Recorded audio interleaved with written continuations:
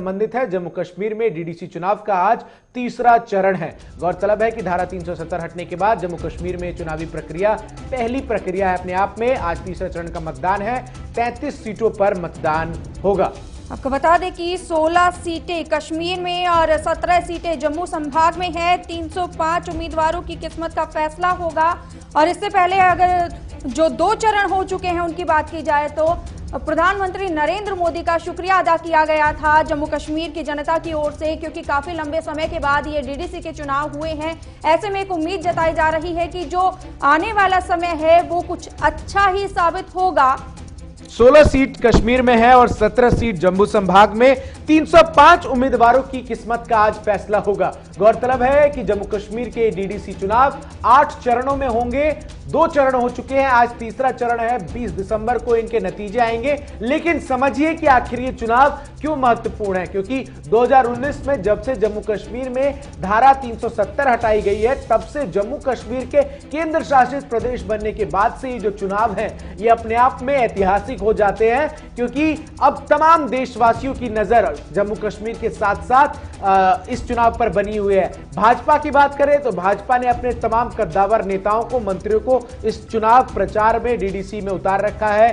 Party की तरफ से प्रचार अभियान की अगुवाई केंद्रीय वित्त राज्य मंत्री अनुराग ठाकुर कर रहे हैं। इसके साथ ही साथ हमने देखा हंसराज हंस समेत कई भाजपा के बड़े नेता वहां पहुंचे हैं। तो वहीं दूसरी तरफ गुपकार गठबंधन, जिसमें पीडीपी, नेशनल कॉन्फ्रेंस और तथाकथित तौर पर कांग्रेस पार्टी भी मौजूद है, और इन तीनों पार्टी मिलकर भाजपा को सबक सिखाने की बात कर रहे हैं। लेकिन ऐसे में अगर बात की जाए कश्मीर की पूर्व सीएम की, तो उनकी ओर से लगातार पीएम मोदी पर निशाना साधा जा रहा है और उनकी ओर से ये कहा जा रहा है कि जनता को बरगलाने की कोशिश की जा रही है और 370 जो है उसको जबरन थोपा गया है जो जनता है उनको।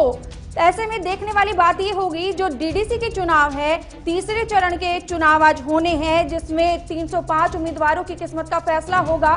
किस तरीके से इसको देखा जाएगा, जनता हालांकि खुश नजर आ रही है, केंद्र का धन्यवाद भी किया जा रहा है। ऐसे में सबसे बड़ी बात यह है कि आगे विकास को लेकर किस तरीके से काम किया जाएगा। निश्चित तौर पर बड़े अहम चुनाव है ये। साफ तौर पर जहां एक तरफ महबूबा मुफ्ती हो या फिर फारूक अब्दुल्ला हो, उमर अब्दुल्ला हो या जम्मू कश्मीर में कांग्रेस के शीर्ष नेता हो, सभी एक सुर में इसी बात को कह रहे हैं कि 370 जम्मू कश्मीर से हटाकर जम्मू कश्मीर के उस दर्जे को छीनने की कोशिश की गई जो जम्मू कश्मीर को देश के संविधान द्वारा दी गई।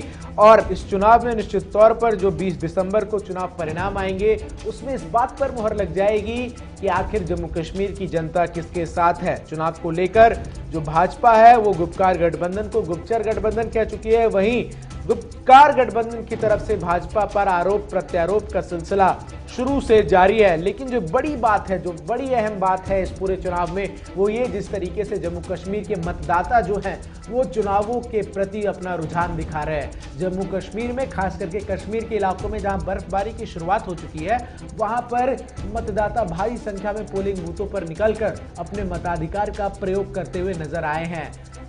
और सबसे महत्वपूर्ण बात कि इस पूरे खबर पर हमारे साथ हमारे संवाददाता अनिल शर्मा सीधे जुड़ रहे हैं जम्मू संभाग से।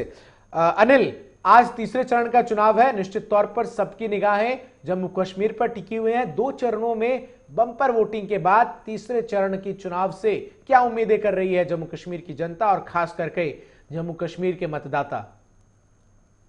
जी, आपको बताते चलूं चंदन, यहाँ पर आप देख सकते हैं तमाम लोगों का हजूम। आज भी महिला हो, पुरुष हो, बुजुर्ग हो, यहाँ पर सुबह से ही लगातार सुबह 7 बजे से कतारें यहाँ पर शुरू हो चुकी हैं। लोगों का यहाँ पर जो रुझान है वो बढ़ता ही जा रहा है लगातार। अनिल, आप लोगों से बात करने की कोशिश कीजिए। चलिए मैं बात करता हूँ, आप किस तरह से देखते हैं इस वोटिंग को? चलिए और किसी लोग से बात करते हैं यहाँ पे, तो किस तरह से देखते हैं इस डीडीसी इलेक्शन को?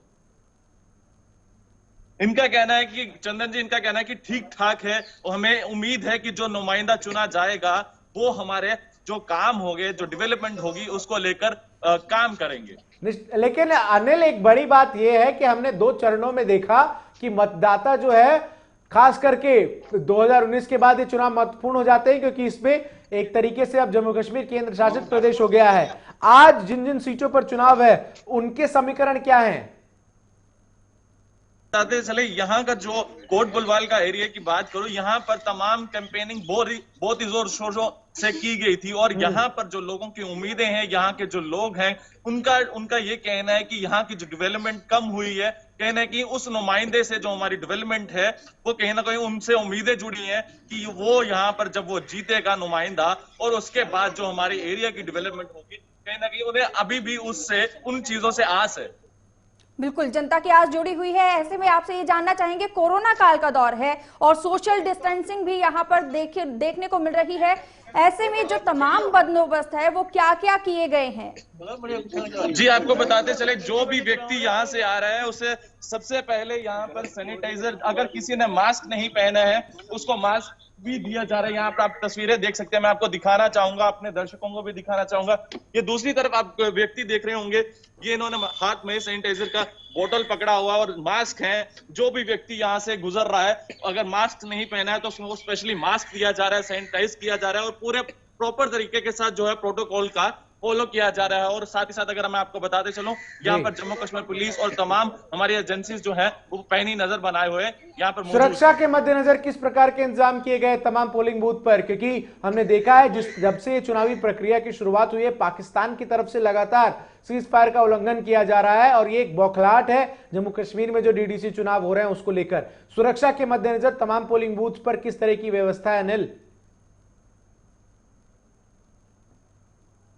जिसने की है वो पैनी नजर बनाए बैठे हैं। और साथ ही साथ अगर बताते चलो, ये पाकिस्तान जो है नापाक मंसूबे जो अपनाने की कोशिश करता है। हमारी सिक्योरिटी फोर्सेस, हमारी जम्मू कश्मीर पुलिस, एसओजीज, अगर बात करूं बीएसएफ और सीआरपीएफ, वो है हर बार उनको मुक्की दिखाती है। ठीक है, ठीक है, बहुत बहुत शुक्रिया अनिल।